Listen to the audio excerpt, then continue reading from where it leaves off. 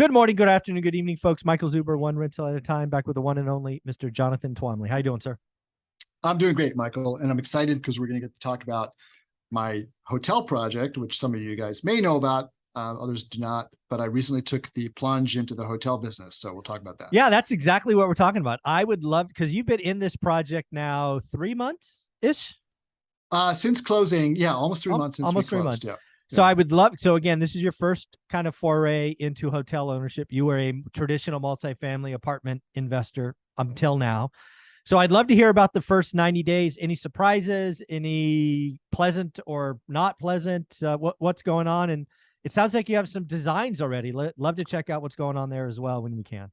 Yeah, absolutely. So I'll just give the little bit of background on how I found this hotel. So my family, we own a vacation house up in part of New York State called the Finger Lakes. It's a wine region. It's kind of like the East Coast version of Sonoma Valley, for you guys out on the West Coast. And it's just a beautiful area. There's 10 long, skinny lakes. That's why it's called the Finger Lakes. And, big wine scene, beer scene, farm to table food scene, all kinds of cool stuff going on up there. So we've been going there for years. We bought ourselves a house a couple of years ago. And on the way to the house, literally we have to pass by this hotel, right? And it is a hotel that is overlooking, when I show you the pictures in a minute, you'll see what I'm talking about, but it's a hotel that is perched spectacularly above this lake called Seneca Lake, which is like, it's a mile wide and 37 miles long. Oh, wow. Right. And so, and the view is spectacular. And there was this kind of older hotel, a little bit, just kind of long in the tooth. And we would pass by and say, wow, I mean, look at the view from this hotel. It'd be, great if somebody were to fix that up someday. And so one day I was on Crexy, which I mentioned in the last segment, which is a commercial real estate website where brokers list deals, kind of like LoopNet, but better because it has better deals. And I was up on Crexy looking for maybe small multifamily properties in upstate New York that I could buy myself or with a couple of friends rather than doing like a whole syndication, right? And so lo and behold, I came across this hotel that I pass by all the time and was like, okay, that's interesting. And I saw that the hotel had been on the market for almost a year. They'd cut the price repeatedly and no buyers. And so I started thinking, well, this would be kind of a cool project to take on.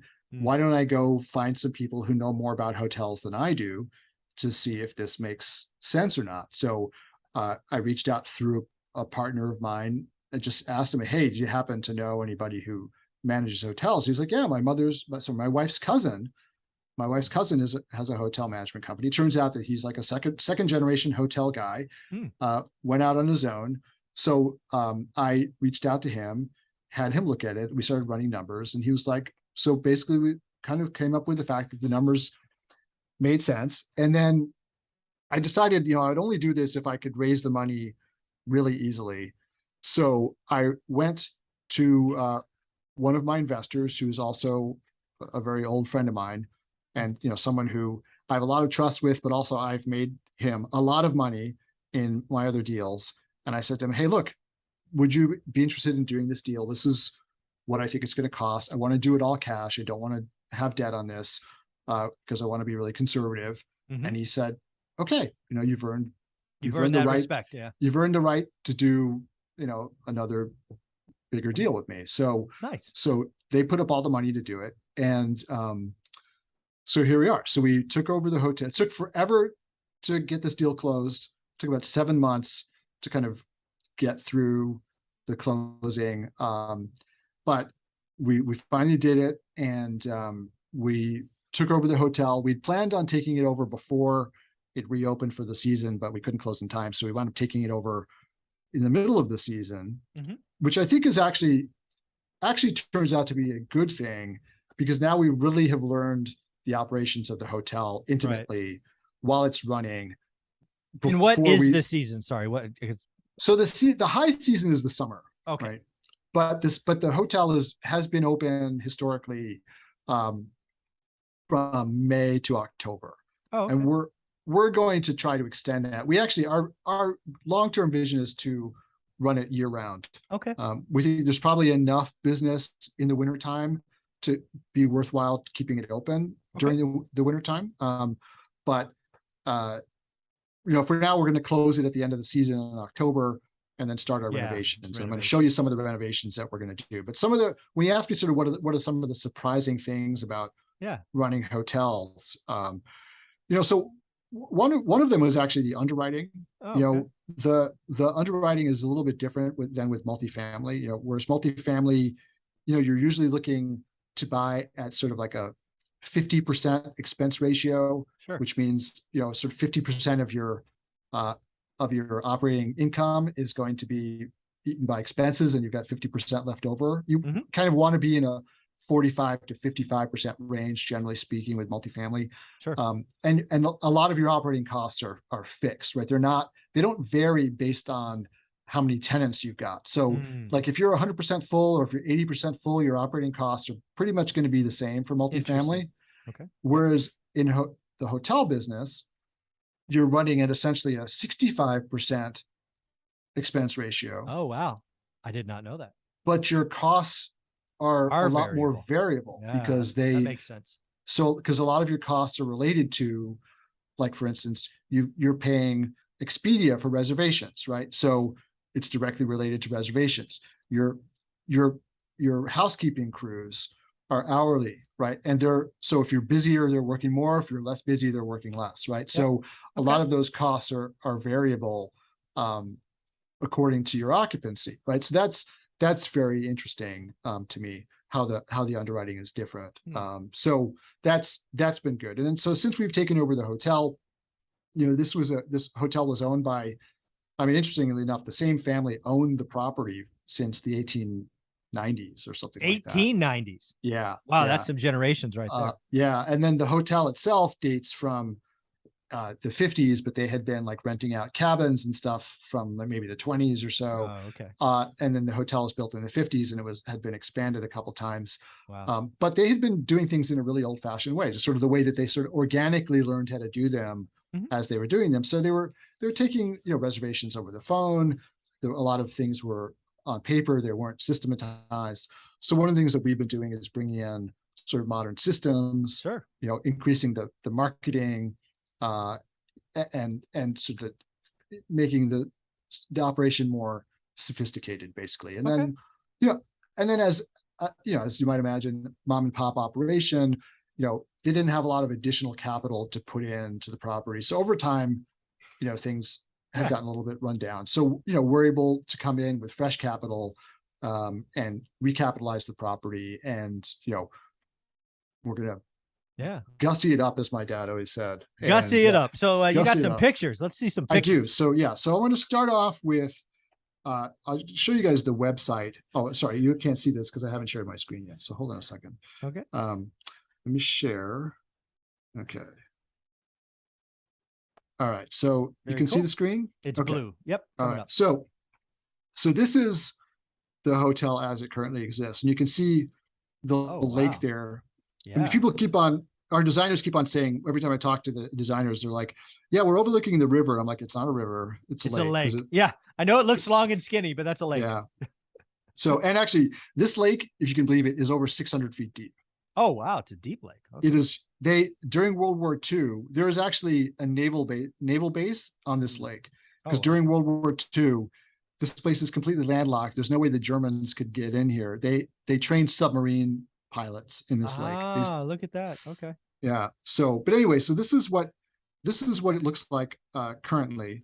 All right. Let's click on some pictures here and see if we can see anything else. So you can see this view. This is like spectacular. It's like, several hundred feet above the lake, and the property runs all the way down almost to the lake. And so it is a spectacular, setting for a hotel. And there's also a restaurant where you can see let's see if we can get some pictures of, there's a lot of pictures of food. Let's see here. Well, you can kind of see, the restaurant has the views of the lake. Of course. And there's a lot of history to this place too. in that this is in Watkins Glen, New York. There was, there's NASCAR now, but there used to be Formula One racing in this town. Okay. And Paul Newman used to stay at this hotel when he was the Formula One racer. So, which will explain something I'm about to show you in a minute. Sorry, that's not what I want to show you. All right, so here we go. So this is, I'm going to take you through some of the concepts for the exterior design of the hotel. So we're going to lean into the mid-century aspect of the hotel. We're going to change the color scheme. Obviously, you're going to add wood finishes, and these are just a couple of different options. I think I think this is the color scheme. This one up top is the one that we settled on with, and you don't see the wood finish here. This is just the paint scheme, but you can see this is kind of like the wood detail that we're going to be adding, right? I wish it looked like this. This is just a sample. This is not the hotel, unfortunately. I love this, but these two pictures here are kind of where they've overlaid this wood to try to give you a sense of what it's going to look like. I like it. This is changing. We're not going to do this full wood. We're going to do panels instead, which I don't have an illustration of. But let's see. Do we have, so there's this outdoor kind of gazebo thing, which we're going to redo. Yeah, so redo it. It exists today. So you're just redoing it? Yeah, we're going to redo it. Got it. These are some of the balconies overlooking the lake. So we're going to put in sort of more privacy barriers and stuff as well. And then the pool, we're going to rebuild the pool and convert it into an infinity pool. Oh, nice. Yeah, which is going to be super cool. So you can see the balconies, we're going to add sort of these privacy barriers, kind of bring the wood theme in. I like it. This is the back of the restaurant. This is what it'll look like. Yeah. And let's see. So these are different color options. We're not going to go with the dark. Yeah. So this is kind of what it's going to look like. And then this is a mock-up of sort of the redoing the layout, dining room, bar, interior layout when you come into the entrance. Then we just got some mock-ups for interiors. Oh, nice. So this is going to be, one is going to be the Francisi, which is the family that owned the hotel, where one what do you call it?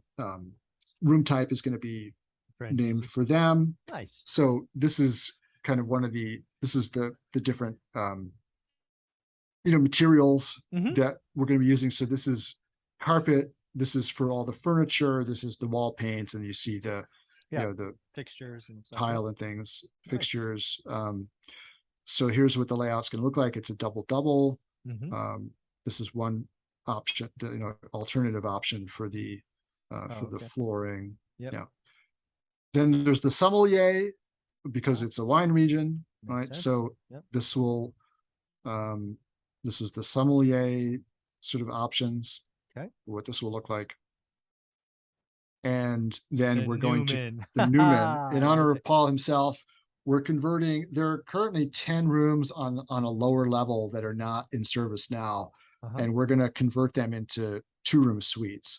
So they go from 10 units to 5 units, or so it'll be 10 to 5. So we're taking from 40 rooms to 35 rooms. Got it. And these will be double rooms, hopefully get some people for staying longer stays. Longer stays with, fold out couch, 2 beds. So you can have family can stay here with a kitchenette, so they can I like it. cook a little bit. They don't have to go out to eat every day. And these are the color schemes we're kind of contemplating for that. Very nice. So that's what are you penciling room remodels at? Are we looking at kind of 10, 12, 14K a room remodel costs? So we're looking sort of in the 10K range. Yeah, it would make sense.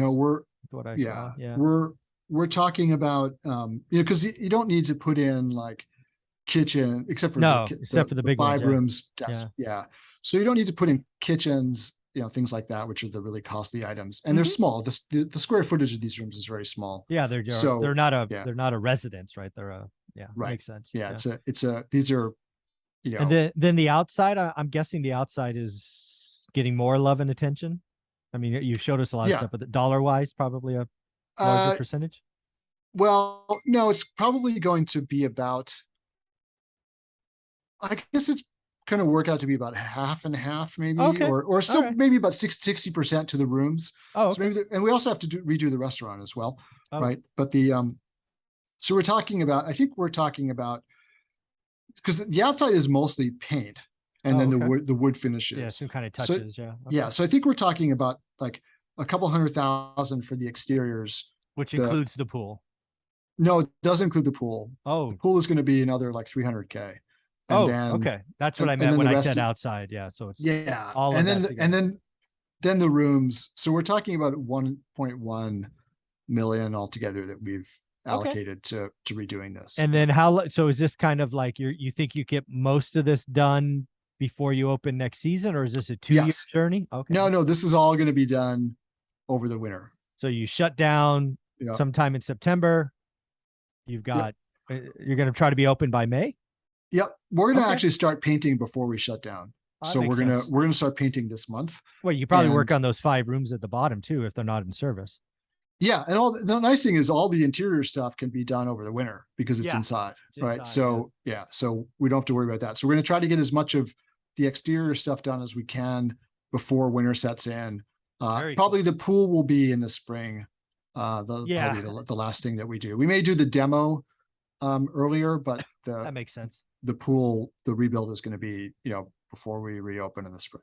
Very, very cool. Well, Jonathan, this is going to be fun to watch, kind of looking over your shoulder. Thank you for doing this. If somebody wanted to follow your journey, are you posting this or writing about it anywhere, or just tune into your playlist?